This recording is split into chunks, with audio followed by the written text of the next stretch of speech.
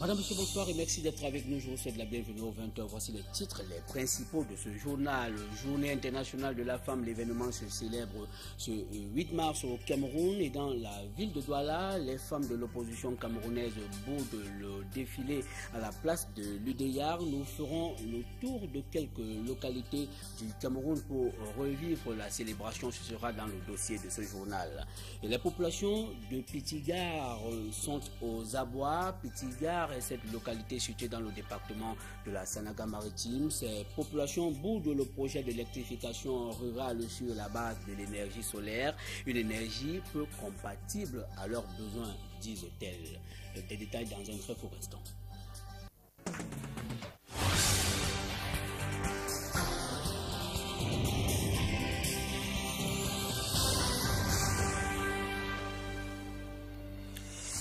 Le 8 mars, la journée internationale de la femme se célèbre ce jour au Cameroun.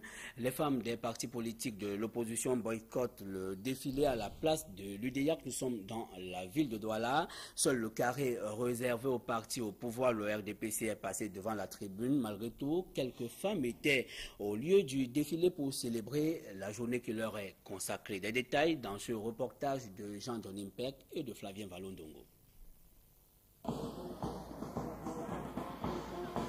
La mobilisation était au rabais ce 8 mars 2013 à la place de l'UDEAC à Douala. Contrairement à l'année dernière, l'engouement des femmes à prendre part au défilé s'est émoussé. L'année dernière, c'était très bien passé, mais cette année, ça n'a pas eu trop d'influence. Dernière, dès qu'on a fini de défiler, nous sommes partis. Bon, appréciation différente pour les femmes de la délégation régionale du commerce pour le littoral qui n'ont pas manqué d'orientation pour ce rendez-vous. Nous avons orienté notre défilé sur la lutte contre la vie chère. Donc nous faisons un effort pour nous rapprocher de la population et pour vendre les produits de première nécessité à bon prix. Nous avons eu de nouvelles personnes, contrairement à l'année dernière. Les différents appels au boycott du défilé n'ont pas été respectés dans la capitale économique. Chaque société ou association invitée à manifester ici est restée constante. L'on a pu observer durant le défilé que les femmes de l'opposition n'étaient pas présentes au défilé. Pourtant, celles de l'OFRDPC, à travers leurs pancartes, se sont insurgées contre les violences faites aux femmes et aux jeunes filles. Comme pour reprendre le thème de cette 28e édition de la Journée de la femme.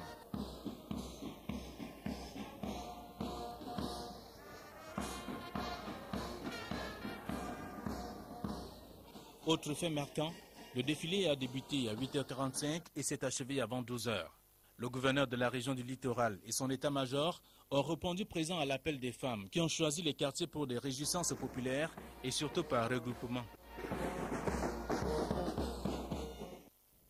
Et à l'occasion de la parade à la place des fêtes de l'UDEAC dans la ville de Douala, les invités à cet événement suggèrent aux délégués du gouvernement auprès de la communauté urbaine de Douala de réhabiliter la tribune officielle désormais dans un état de délabrement avancé. Ces observateurs ont profité de la manifestation de ce jour pour présenter les risques que courent ceux qui prennent part à la tribune de la place de l'UDEAC dans la ville de Douala. Une fois encore, Jean-John Impec et Flavien Valondongo.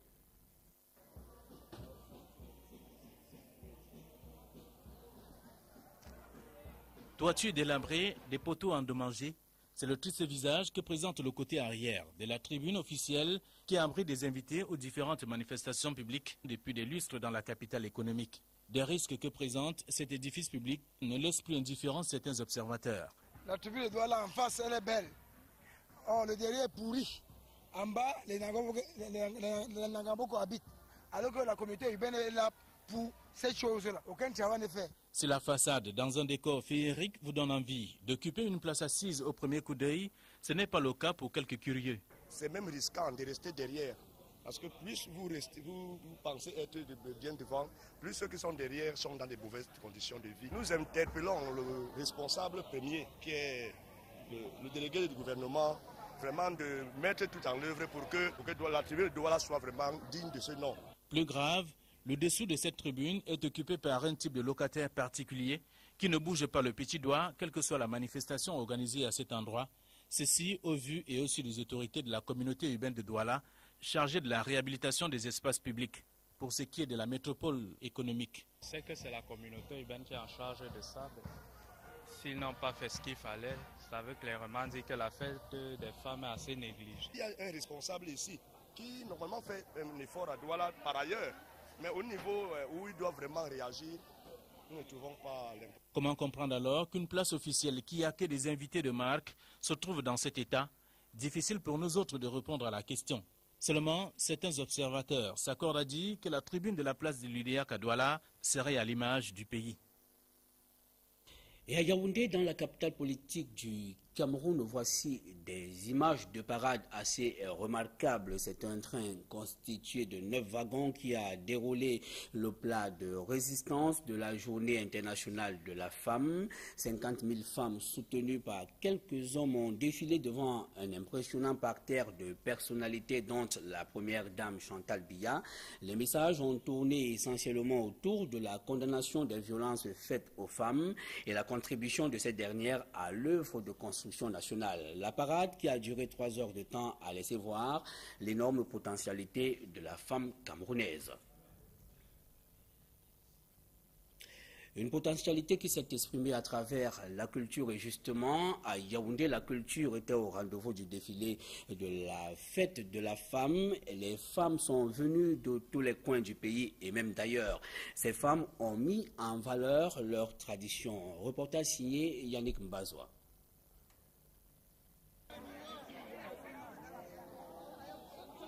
Venues de l'Ouest, elles ont coloré traditionnellement ce défilé. Vous avez d'abord le chapeau, qui est un chapeau de notabilité à l'Ouest. Vous avez nous appelons ça la peau.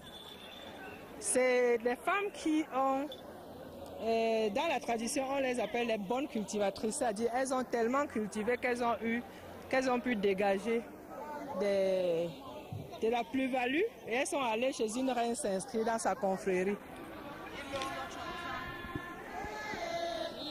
Celles venues du nord-ouest et du sud-ouest, de par leur danse et leur habillement, n'étaient pas du reste. Le Monique, c'est une danse traditionnelle exercée chez les anglophones, particulièrement au sud-ouest.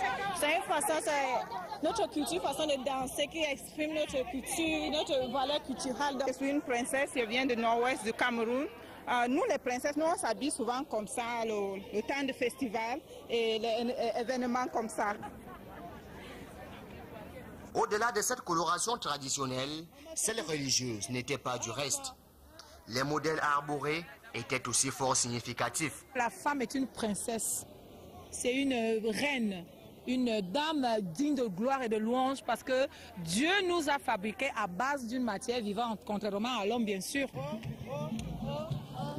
Loin de leur pays d'origine, la communauté nigériane est venue marquer de sa présence à cette cérémonie. On a choisi cette modèle parce qu'on voulait montrer notre couture au Nigeria. Parce que dans notre couture au Nigeria, des pailles avec le haut. C'est notre couture au Nigeria. C'est pour cela qu'on avait choisi ça pour montrer aux jeunes notre couture. La fête aura été belle, la culture mise en valeur, l'émotion grande.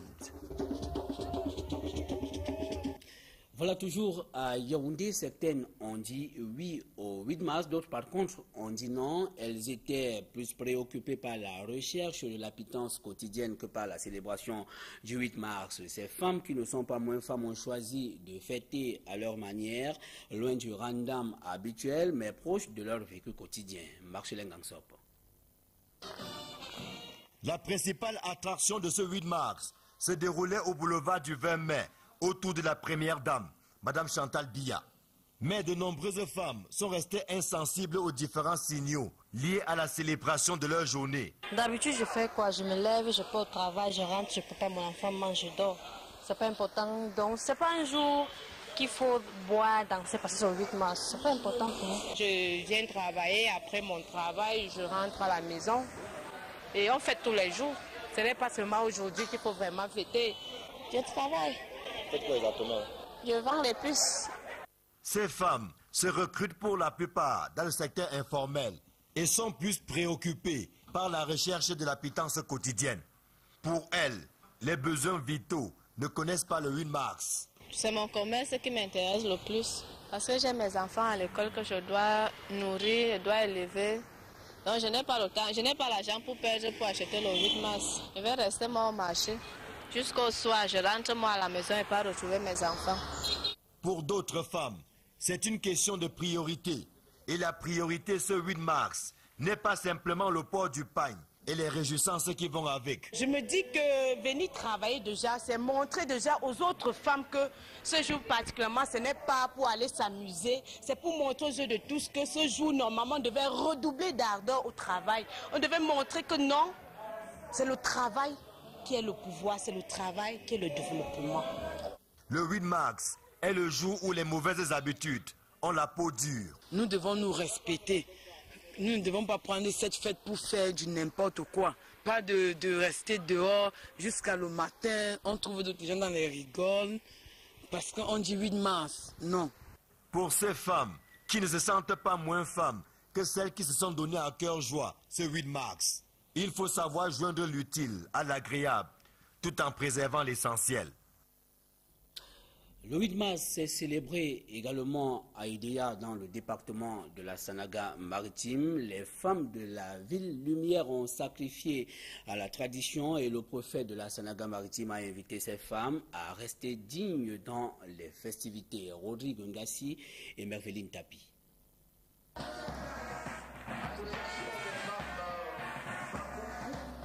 Les femmes n'ont pas manqué à l'appel dans la ville d'Idéa. Parées aux couleurs du 8 mars, elles ont pris part au traditionnel défilé. Fait remarquable dans cette parade, aucun carré de femmes politiques n'a été constitué.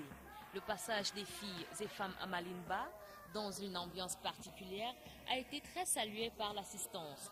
Dans la mouvance, le préfet de la Sanaga-Maritime n'a pas manqué de rappeler à cette dame de rester digne en cette journée qui leur est consacrée. Vous avez la possibilité de vous exprimer aujourd'hui, mais avec dignité, avec élégance, avec réserve et avec beaucoup de patience. Mais je voudrais rappeler à celles qui l'auraient oublié que la véritable dignité, c'est de ne point rester longtemps dehors, sauf si vous trouvez en cela une autre violence. Nous pensons que nous avons le message et la détermination de vous protéger.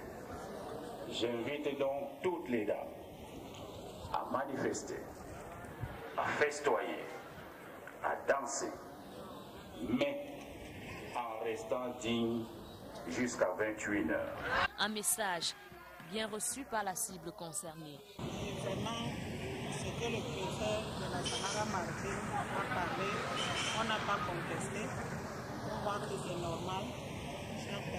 Chaque femme doit garder sa dignité. Des diplômes ont également été remis aux différentes associations de femmes de la ville Lumière au cours de cette cérémonie. En dehors de la parade, des activités réflexives ont été développées autour de la célébration de cet événement. Des familles décomposées à la famille recomposée, l'apprentissage d'un nouveau ménage reste difficile. Des experts l'ont démontré au cours d'une table ronde animée dans la ville de Douala à l'occasion de la Journée internationale de la femme. En l'absence d'un dispositif légal au Cameroun qui encadre ce nouveau type de famille, un nouveau type qui naît de la dislocation d'un mariage, soit du fait d'un divorce ou du décès d'un des conjoints, des experts recommandent le bon sens aux époux qui se mettent ensemble. Le bon sens qui permet d'élever les enfants dans la cohésion familiale et d'éviter des crises ouvertes. Juristes, hommes d'église et personnels des affaires sociales en scène ont souhaité l'avènement d'un code de famille qui tienne compte de la famille recomposée. Olorine Api de la société civile s'active dans ce combat et s'est exprimée au micro d'Equinox Télévision. Qui dit violence dit souffrance. Et lorsque une femme a des difficultés, elle souffre. Lorsque une famille a des difficultés, elle souffre. Donc nous avons voulu, à partir de ce thème, apporter notre contribution aux problèmes actuels qui se posent. Donc les problèmes actuels qui naissent donc du fait que le monde évolue. De plus en plus, on trouve des femmes qui, soit sorties d'un divorce, peuvent avoir une autre aventure heureuse, pourquoi pas. et avoir un autre ménage. Donc on essayera à partir de ce thème de faire en sorte qu'elles ne sortent pas d'une souffrance pour entrer dans une autre souffrance. Et pour refermer le dossier de ce journal, notons que les réjouissances populaires se poursuivent à travers les villes et campagnes à l'occasion de la célébration de la Journée internationale de la femme. Si on est loin des frasques des années antérieures, on est proche de la ruée vers les bars et autres gargotes. Des détails dans ce reportage de Dani Warenze 2 et Pierre Laverdu-Rombang. À moto, à voiture, à pied, elles n'ont pas manqué le rendez-vous de la célébration de la Journée internationale de la femme. Nous sommes le 8 mars.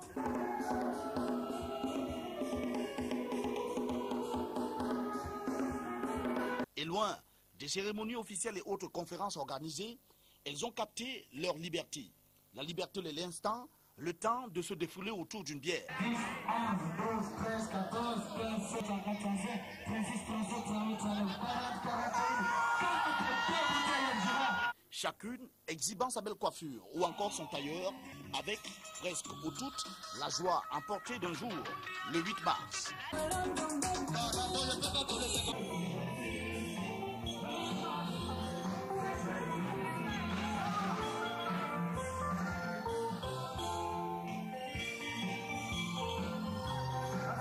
Elles ont donc effectivement pris le rendez-vous pour une action commune et peut-être concertée après les discours.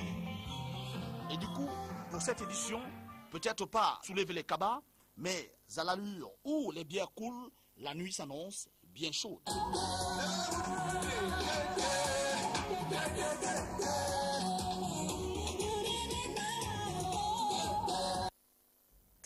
Voilà, chers femmes, beaucoup de précautions et de réserves en cette période. Nous parlons d'une autre chose. À présent, les populations de Pitigar, dans le département de la Sanaga-Maritime, boudent le projet d'électrification rurale sur la base de l'énergie solaire. Elles ont profité de la cérémonie d'inauguration pour manifester leur colère contre l'obscurité dans laquelle elles sont encore plongées. Dallas Tchana et Flavien Valondongo. Ça change à quoi? Ça change à quoi? Ça ne change à rien. Cette attitude exprime la désapprobation des populations face au micro-projet de l'électrification du village à base de l'énergie solaire. Cette initiative du comité de développement du village Pitigar, avec l'appui de certains partenaires pour le développement, ne semble rien changer dans le quotidien de ces derniers, dont la localité n'a jamais été connectée sur le réseau électrique. Nous avons le problème de la lumière. Nous n'avons pas de lumière. Jusqu'à présent, on s'attendait au câblage, il n'y a pas de câblage. On nous a vendu une batterie et une ampoule et qu'on paie la charge tous les jours à 200 francs. Et c'est même trop cher pour nous. Pourtant, des promesses d'une amélioration de leurs conditions de vie avaient été faites. Alors que le préfet du département de la Sanaga-Maritime procédait à l'inauguration du projet au nom du gouverneur de la région du littoral, empêché et en l'absence des autorités traditionnelles. Quelques habitants de cette bourgade estiment que le problème est ailleurs. Il devait aussi être là, le chef de village devait être là. Mais il n'est pas là, on ne l'a pas appelé. Je suis vraiment conscient. Il est aussi là au village, mais on ne l'a pas appelé. Si certains pensent que le projet est déjà un pas pour le développement du village, d'autres estiment qu'une partie du village reste plongée dans l'obscurité. Je vous propose de découvrir à présent Pitigar. Pitigar, ce village de 300 habitants dans le département de la Sanaga-Maritime. Pitigar, c'est le calvaire. Les populations manquent de l'eau potable, des routes et même une énergie électrique fiable. Reportage. Pitigar est un village plongé dans la forêt du département de la Sanaga-Maritime, région du littoral. Une bourgade qui garde toute sa splendeur, mais dont l'accès ne semble pas facile à cause du mauvais état des routes. Nous avons le problème de la route. S'il pleut maintenant, vous n'allez même pas rentrer. C'est vrai, parce que vous avez vu, d'ici Lungaye, nous avons une bonne bretelle. De l'axe Lourab-Lungaye jusqu'à la sortie de Sikoumla. Une bonne bretelle qui est non entretenue. On n'avait pas de dispensaire ici. Quand quelqu'un tombait malade, parce qu'on attendait le train le soir, bon, peut-être vers 17h, tu peux tomber même malade la nuit, bon, tu meurs. Avec environ 300 âmes, la localité n'est pas jusqu'ici connectée au réseau électrique depuis sa création dans les années 50. Il faut parcourir 29 km sur l'ancien tracé du chemin de fer sur l'axe Douala-Edea. Les habitants de Pitigar manquent d'une énergie de qualité et surtout d'eau potable. Et on appelait ça les toup-toup. Donc les lampes qu'on mettait, on prenait une bouteille, on mettait de l'huile dedans avec une mèche Oui, on allume. Mais aujourd'hui, après, j'ai trouvé mes parents, ils utilisaient les lampes. On buvait les sources, l'eau naturelle. Il y a des rivières tout autour. Il y a les difficultés, par exemple. Il y a l'électricité qu'ils sont venus nous mentir. Malgré toutes ces difficultés, il fait bon vivre à Pithigar, surtout quand on y va comme touriste. Autre localité, autre préoccupation, la saison agricole 2013 va être lancée dans 2 semaines. L'annonce est du ministre camerounais de l'Agriculture et du Développement rural, Essimi Meunier. Il s'est rendu dans le département du Mongo où il a fait le bilan de la saison agricole écoulée, compte rendu de Cyril Djemba et Sandrine Babo. Il s'agissait pour le ministre de l'Agriculture et du Développement rural de faire un bilan de la saison agricole écoulée dans le Mongo afin de préparer la saison 2013 qui sera lancée dans 2 semaines. J'ai pu constater qu'il y a eu une production de semences, dont notamment la semence de maïs, parce que ça permet d'alimenter la plupart des fermiers. Nous devons préparer le terrain pour les cultures de 2013. Au cours de cette descente, Essimi Meunier s'est tour à tour rendu à l'IRAT, l'Institut de recherche agronomique et de développement, puis à l'OE où il a visité l'unité agropastorale du Cameroun. Ici, à la ferme de Bouroukou, dans l'arrondissement de Melon, le patron de l'agriculture a mis un accent particulier à la ferme de multiplication et de diffusion du matériel végétal. C'est une ferme qui a beaucoup d'importance dans la zone ici parce que ça permet d'alimenter la plupart des fermiers, des fermières en semences de qualité. Il faudrait préciser que dans cette ferme, nous produisons du maïs, nous allons produire des semences de plantain, des semences de caféier. Évidemment, il y a aussi du haricot. Seulement, la structure fait face à de nombreuses difficultés. On avait préparé par exemple un point d'approvisionnement en eau, mais en saison sèche, par exemple, le débit est faible pour pouvoir couvrir toute la surface cultivée ici. Les propagateurs, là, ça a une très faible capacité par rapport aux besoins, par exemple, en semences de café. Et au niveau du maïs, par exemple, nous n'avons pas encore un magasin de stockage et on n'a pas une despatteuse. Malgré les faibles moyens disponibles, la ferme semencière de Bouroukou reste un espoir pour la multiplication des semences au Cameroun. Et voici un peuple qui retrace ses souffrances à travers un film. Les souffrances du peuple Baka sont portées à l'écran. C'est un film qui retrace leur difficile accès aux services sociaux de base et le pillage de leurs ressources. Le gouvernement camerounais est interpellé à travers cette réalisation dont la projection a suscité beaucoup d'émotions. Marcelin Gangsop. Le cri qui vient de la forêt. Il exprime la douleur d'un peuple meurtri qui assiste impuissant à sa destruction. Ce sont les Baka de l'Est Cameroun. C'est la chronique d'une violence ordinaire, d'une violence silencieuse.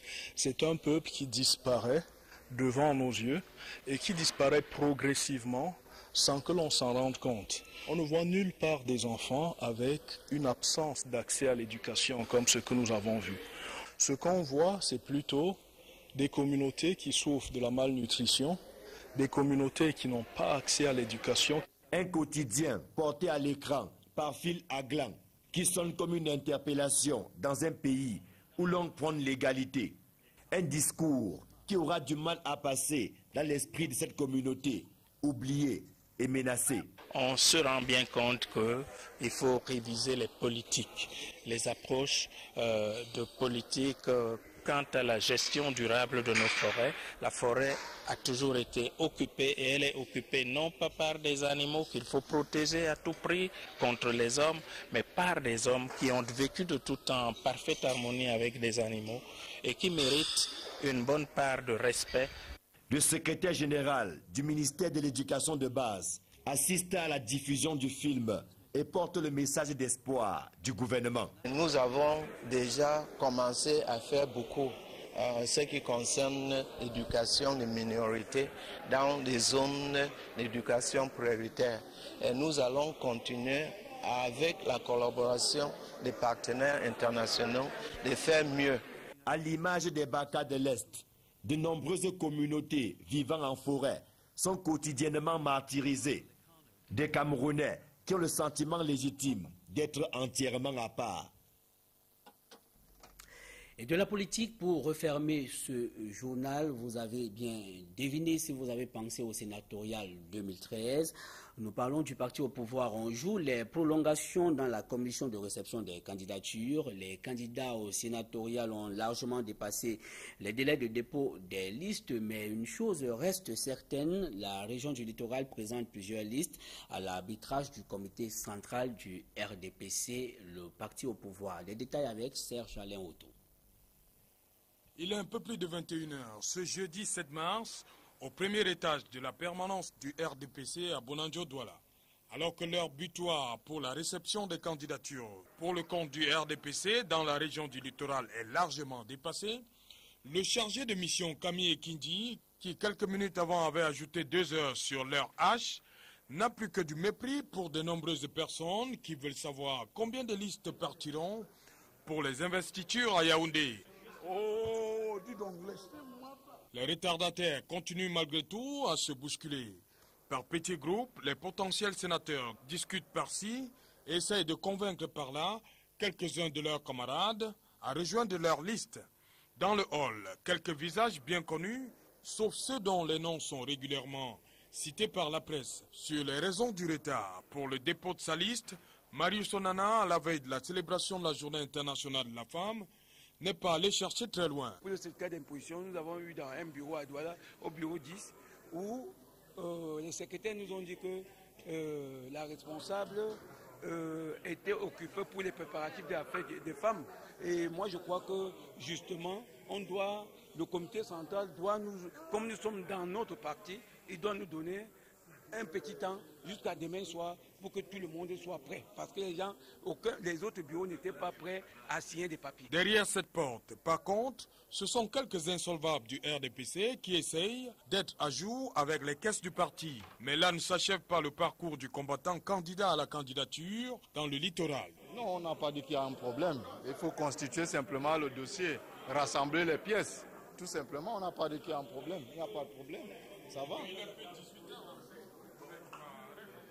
Si. Nous sommes à l'intérieur. Nous sommes à l'intérieur, donc nos dossiers sont recevables. Merci. Si le chargé de mission a décidé de l'omerta sur les nombreuses listes et sur ceux qui les composent dans le littoral, nous allons tout simplement nous armer de patience, car la commission Pérévert doit présenter sa copie au comité central, au plus tard, le 10 mars prochain. Voilà, c'est politiquement que nous mettons la clé sous le paillasson. Madame, Monsieur, c'est la fin de ce journal. Merci de l'avoir suivi. Restez connectés sur les programmes d'Equinox Télévision. Excellent week-end en compagnie de notre chaîne. Au revoir.